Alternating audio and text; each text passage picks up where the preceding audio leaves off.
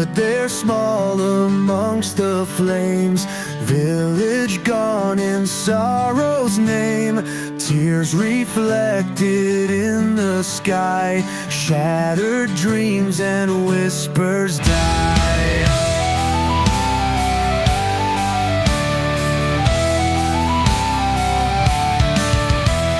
Smoke and ashes fill the air, memories lost in deep despair. She clutches dolls of vanished past in chaos where the shadows cast. Embers of yesterday burn the... For a moment, the man simply stared back at her. His somewhat reptilian-like features and slit eyes burning a hole through Mika, while occasionally glancing over to her very small companion, Rainey. He then took a quick check of the surrounding area, looking over some of the neighboring tables and people at the bar, as if he was wary of the situation, a bit paranoid perhaps. He then reached onto the table and pressed the button that activated the privacy screen. And in moments the gel began to race, sealing off the area that they were in, as the lights on the table rose to provide extra luminescence. At that point, the man grabbed the two devices located on the table from the storage containers and extended them out to Mecha. They were the neural inhibitors, the ones that delete your memory of the conversation. The conversation I want to have with you is extremely important, and unfortunately, I cannot afford for the information to go elsewhere. So, if you wish to continue this discussion, you'll have to apply these. You and your small friend, of course. Really? Mecha applied, looking down at the devices in his hand, pursing her lips just a bit, as the distaste for having some electrical object affixed to her brain offended her sensibilities somewhat, but she sighed and took the device from him. Fine, I suppose. Business is business, and privacy can be an important thing. Her and Remy took the devices and attached them to the back of their heads. The cold feeling as the devices attached and began to beep on was a little unsettling, but she shook it off. Okay, active, Mika said, looking across the table to the gentleman who was verifying. On the device displays that both devices were active. Thank you for complying with my request. I have asked you here because your vessel has the highest ranking of any vessel here. I am in need of a specific job. 2 days from today, the man who I represent, who is essentially a royal envoy, a high-ranking government official for the royal family on Kothia, has been here on Toliala for business, negotiating some highly important trade arrangements and seeking for aid in our current conflict with the Rota, our neighboring species. This is of course being done in secret. If the Rota learn that he is out and about, there is bound to be some sort of attack. It is a very dangerous situation. He even had to come here in disguise, using a simple transport vessel rather than any sort of military carrier, to transport them for the transactions. However, a few days ago, the transport carrier that was supposed to transfer us back to our home planet was attacked and destroyed. We have no doubt that it was the neighboring species that we were at war with. We believe that they have narrowed down the envoy's location. They are unable to attack us while we are here on Toliala, but as soon as we leave, here is most definitely going to be trouble. We are highly likely to come under attack, and we have even confirmed that. They have been stopping vessels that exit Toliala. Nearly 80% of the vessels that have left this planet have been stopped and questioned by them, with many threats of lethal force. The Toliala and military is, of course, taking actions to dissuade this behavior, pressing them farther out of their territory. However, space is a big place, and they cannot watch it all. They can only press them back so far. So regardless of what method we choose to leave, there is a high probability that at least one or two vessels might try to stop us and question us, search for the envoy. I am his head of security. It's my duty to protect him. So I am here negotiating for his safe transfer to our home world. I have been given a very generous sum to pay anyone willing to protect him for this transition. Both the payment, the agreement, will be overseen by royal order. The Tolialans have agreed to ensure that everything goes according to agreement. The man said as he removed a datapad from his clothing, sliding it across the table.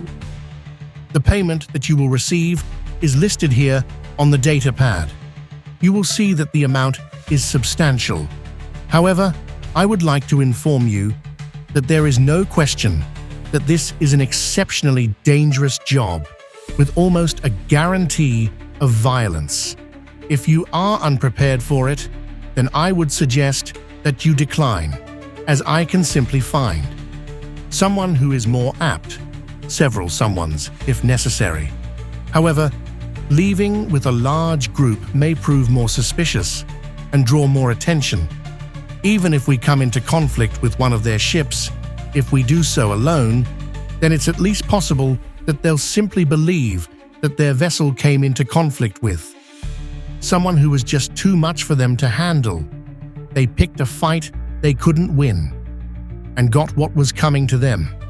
There's no reason to suspect that they'll figure out that. That's the ship that the envoy is on, but it's always possible that they'll send other ships.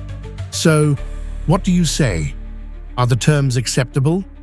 The man said, staring across the table still very intensely at Mika as she picked up the datapad and began to go over the information. The amount of money he was giving her was quite frankly absurd. Much more than she ever expected. To be paid for any job, especially her first one. There is no question that if he was offering this much, there was definitely going to be a bunch of danger. A high-stakes job right off of the back. But she was busy with finding a new crew, and she wouldn't need to pay them. The money stores that she had left over from the pirate vessel weren't substantial enough to keep them fed for long. If she wanted to take on a crew, she would need to have money. The more money she had, the better she could outfit her crew and her ship. And the amount of money this guy was offering was off the charts. So, 2 days. That's how much time we have before your envoy needs to be transported off-world, right? Mika said, looking back up from the datapad to the man. Yes, that is correct. You have political authority, right?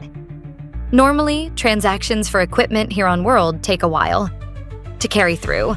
Lots of paperwork, red tape, and lots of people slowing things down with needless tedium. Quite frankly, as is, 2 days really isn't enough. My ship may have some very interesting capabilities, but without proper equipment, I'd say that we'd never be able to complete this job, especially not with the counter vessels that you have as possible enemy units that we might encounter. Here. And there is a wide list of them with very high combat capability. But if you're able to utilize any political pressure to speed up the transportation of specific goods, then it might be possible. What goods do you refer to? The man replied, beginning to cross his arms and look very cautiously over at Mika. Well, Mika replied, quite frankly, my ship exoval is currently underarmed for this job. Normally, it would take an immense amount of time in order to upgrade it to the caliber needed, that is, with any other ship. But exoval is very special, if you're able to speed up the delivery of weaponry and armaments using political pressure, then exoval can be upgraded to the necessary standard for this job within the 2-day time frame. You're saying that you can actually add upgrades to your ship that quickly? It sounds impossible. Upgrading weapons and armaments like that takes weeks. As I said, there's a reason that my vessel has been categorized as Class A, and despite its lack of weaponry, I can do it.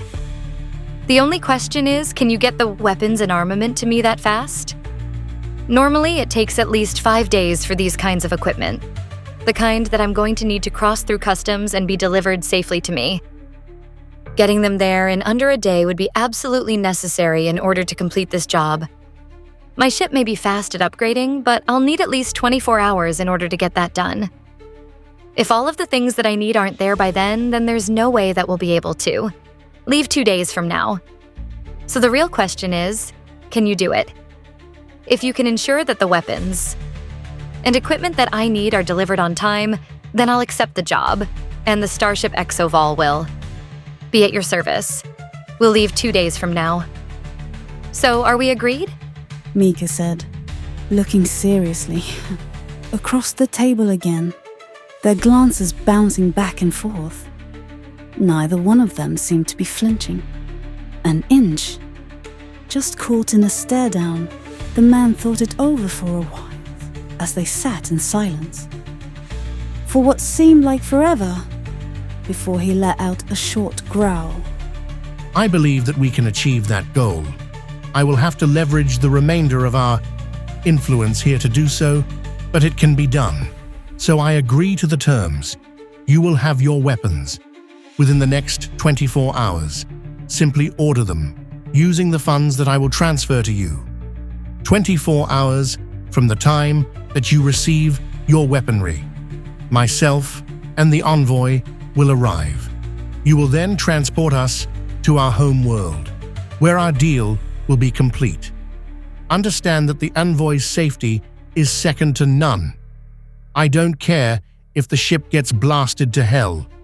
If you lose every single crew member, if this envoy dies during transport and you don't, our entire world will mark you as an enemy, to be fired on sight. Can you agree to those terms? He said, extending his somewhat scaly hand, slightly long-pointed nails at the tips. Mika uncrossed her arms and extended her hand across the table, clasping it with his. We have an agreement. I'll see you soon. Mr. Mika said, looking across. To him, tilting his head just a bit. Sostus Amar. The man replied as he released Mika's hand, and then pressed the button to deactivate the memory device. An agreement has been met, he replied, pressing the button that released the privacy screen. I will see you in 2 days. Captain Mika of the Starship exoval. Captain Mika of the Starship exoval.